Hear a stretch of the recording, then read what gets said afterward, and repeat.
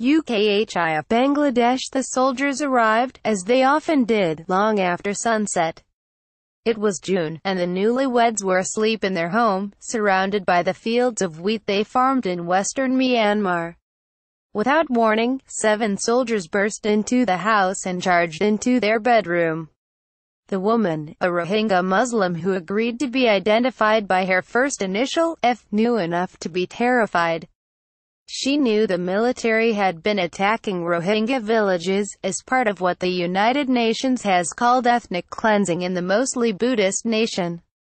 She heard just days before that soldiers had killed her parents, and that her brother was missing. This time, F says the soldiers had come for her. The men bound her husband with rope.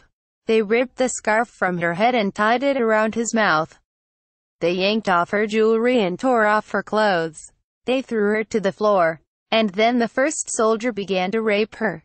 She struggled against him, but 4 men held her down and beat her with sticks. She stared in panic at her husband, who stared back helplessly. He finally wriggled the gag out of his mouth and screamed, "The best of Newsday every day in your inbox. By clicking sign up, you agree to our privacy policy." And then she watched as a soldier fired a bullet into the chest of the man she had married only 1 month before. Another soldier slit his throat. Her mind grew fuzzy. When the soldiers were finished, they dragged her naked body outside and set her bamboo house ablaze. It would be 2 months before she realized her misery was far from over. She was pregnant. The rape of Rohingya women by Myanmar's security forces has been sweeping and methodical, the Associated Press found in interviews with 29 women and girls who fled to neighboring Bangladesh. These sexual assault survivors from several refugee camps were interviewed separately and extensively. They ranged in age from 13 to 35, came from a wide swath of villages in Myanmar's Rakhine state, and described assaults between October 2016 and mid-September. Foreign journalists are banned from the Rohingya region of Rakhine, making it nearly impossible to independently verify each woman's report. Yet there was a sickening sameness to their stories, with distinct patterns in their accounts, their assailants' uniforms and the details of the rapes themselves. The testimonies bolster the UN's contention that Myanmar's armed forces are systematically employing rape as a calculated tool of terror aimed at exterminating the Rohingya people. The Myanmar armed forces did not respond to multiple requests from the AP for comment, but an internal military investigation last month concluded that none of the assaults ever took place. And when journalists asked about rape allegations during a government-organized trip to Rakhine in September, Rakhine's Minister for Border Affairs, Phonthint, replied these women were claiming they were raped, but look at their appearances. Do you think they are that attractive to be raped? Doctors and aid workers, however, say that they are stunned at the sheer volume of rapes, and suspect only a fraction of women have come forward. Médecins Sans Frontières doctors have treated 113 sexual violence survivors since August, a third of them under 18. The youngest was 9. The Associated Press reported this story with a grant from the Pulitzer Center on Crisis Reporting. The UN has called the Rohingya the most persecuted minority on earth, with Myanmar denying them citizenship and basic rights. Hundreds of thousands of Rohingya refugees now in sweltering tents in Bangladesh, where the stifling air smells of excrement from a lack of latrines and of smoke from wood fires to cook what little food there is. The women and girls in this story gave the AP their names but agreed to be publicly identified only by their first initial, citing fears their families would be killed by Myanmar's military. Each described attacks that involved groups of men from Myanmar's security forces, often coupled with other forms of extreme violence. Every woman except one said the assailants wore military-style uniforms, generally dark green or camouflage. The lone woman who described her attackers as wearing plain clothes said her neighbors recognized them from the local military outpost. Many women said the uniforms bore various patches featuring stars or, in a couple cases, arrows. Such patches represent the different units of Myanmar's army. The most common attack described went much like F's. In several other cases, women said, security forces surrounded a village, separated men from women, then took the women to a second location to gang rape them. The women spoke of seeing their children slaughtered in front of them, their husbands beaten and shot. They spoke of burying their loved ones in the darkness and leaving the bodies of their babies behind. They spoke of the searing pain of rapes that felt as if they would never end, and of days-long journeys on foot to Bangladesh while still bleeding and hobbled. They spoke and they spoke, the words erupting from many of them in frantic, tortured bursts. N, who says she survived a rape but lost her husband, her country and her peace, speaks because there is little else she can do, and because she hopes that somebody will listen. I have nothing left, she says. All I have left are my words. 2 months after the men came quietly in the night for F, they came boldly in the daytime for K. It was late August, she says, just days after Rohingya insurgents had attacked several Myanmar police posts in northern Rakhine.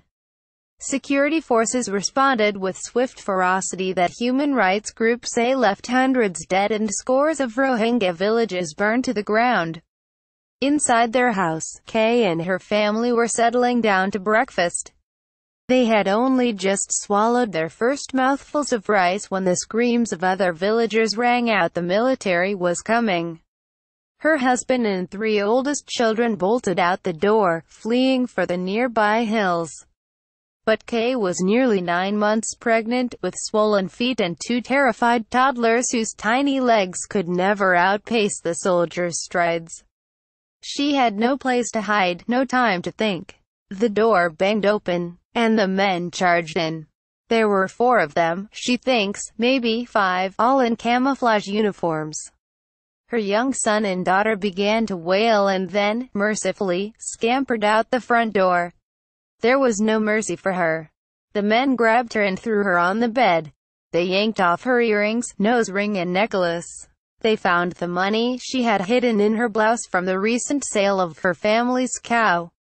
They ripped off her clothes and tied down her hands and legs with rope. When she resisted, they choked her.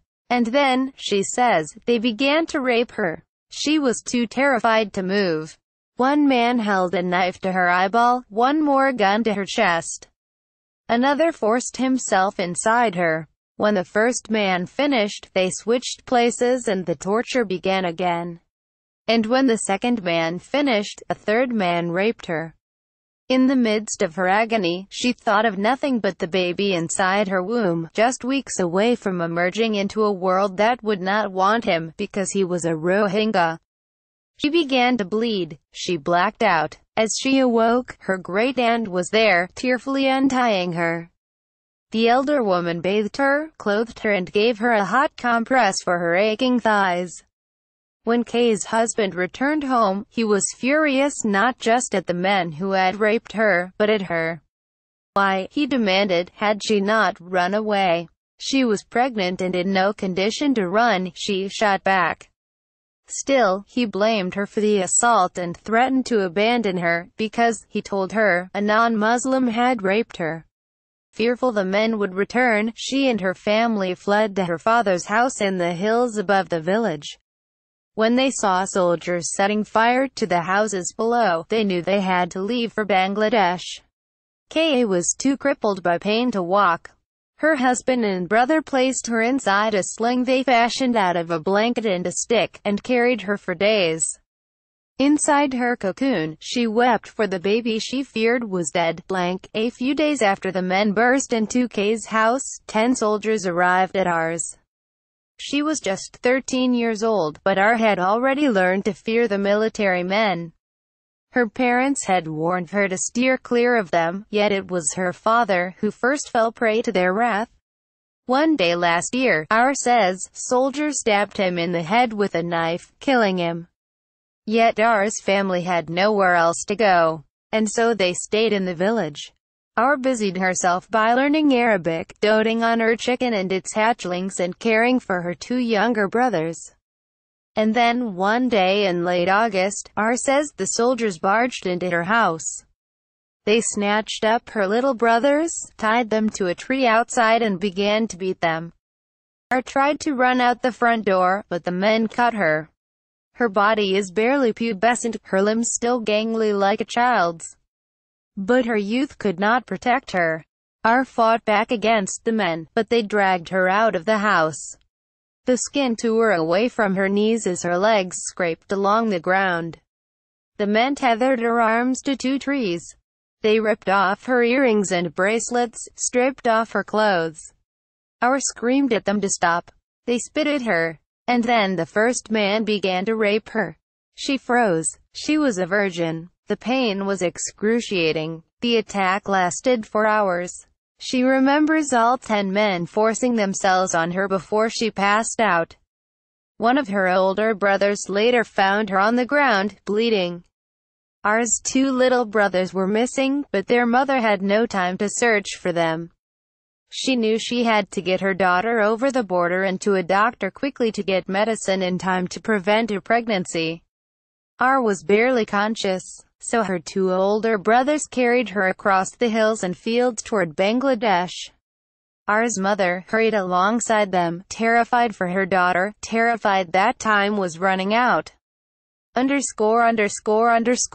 R's family sought treatment for her at all is an anomaly. Despite still suffering pain, bleeding and infections months after the attacks, only a handful of the women interviewed by the AP had seen a doctor. The others had no idea free services were available, or were too ashamed to tell a doctor they were raped. In a health center overflowing with women and wailing babies, Drive. Misbudin Ahmed, a government health officer, sits at his desk looking weary. He pulls out a stack of patient histories for those treated at his clinics and begins to flick through them, reading the case summaries out loud. Sept.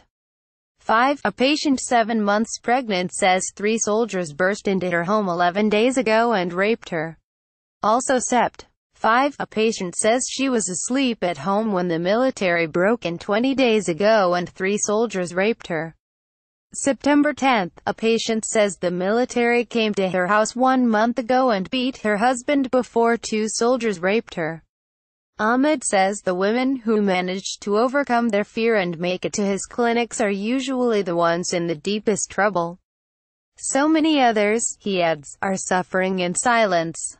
Though the scale of these attacks is news, the use of sexual violence by Myanmar's security forces is not.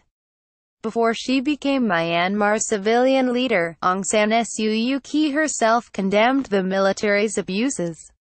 Rape is rife. It is used as a weapon by armed forces to intimidate the ethnic nationalities and to divide our country, she said in a 2011 videotaped statement to the Nobel Women's Initiative. And yet SUUKYI's government has not only failed to condemn the recent accounts of rape, it has dismissed the accounts as lies. In Dec. 2016, the government issued a press release disputing Rohingya women's reports of sexual assaults, accompanied by an image that said fake rape. Ahmed seems bewildered that anyone would ever doubt these women.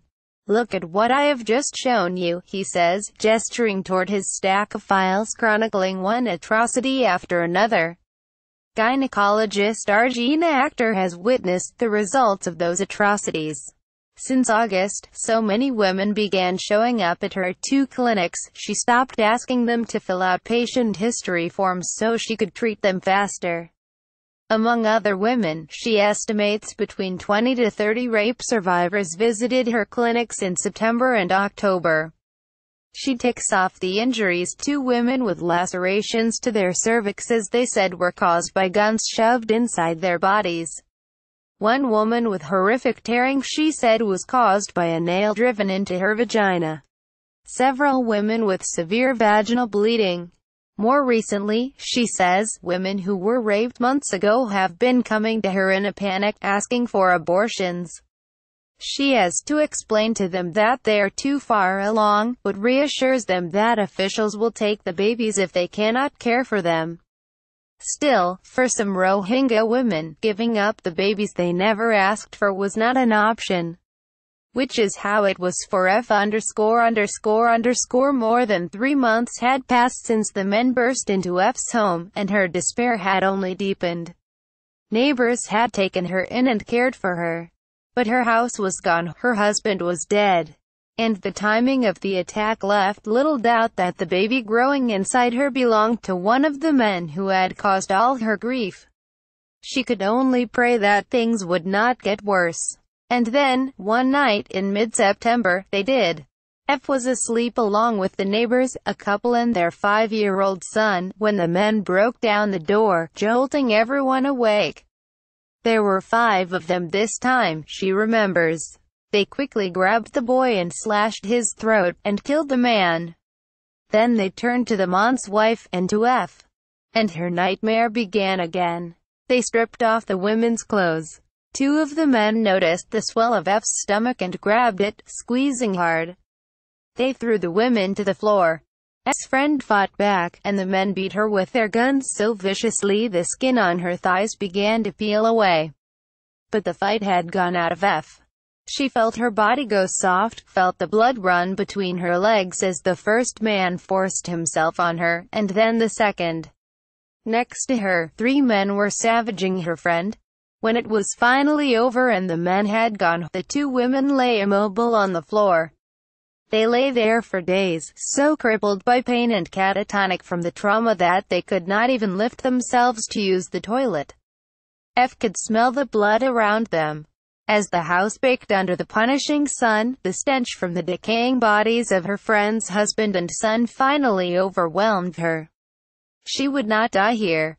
And neither would her baby. She reached out for her friend's hand and clasped it. Then F hauled herself to her feet, pulling her friend up with her. Hand in hand, the women stumbled to the next village. They spent 5 days recovering there and then, alongside a group of other villagers, began the 10-day journey to Bangladesh. The monsoon season had begun, but there was nowhere to shelter. So F kept walking through the downpours. She was starving, and her battered body ached with each step. Generous strangers offered her sips of their water, and one man gave her a few sweet rolls. One day, she came across a 9-year-old boy lying along the side of a road, wounded and alone. He had lost his parents, he told her, and the soldiers had tortured him. She took him with her. Together, the 2 made it to the shores of the Naf River and boarded a boat to Bangladesh. Which is where they now, in a tiny bamboo shelter between 2 filthy latrines.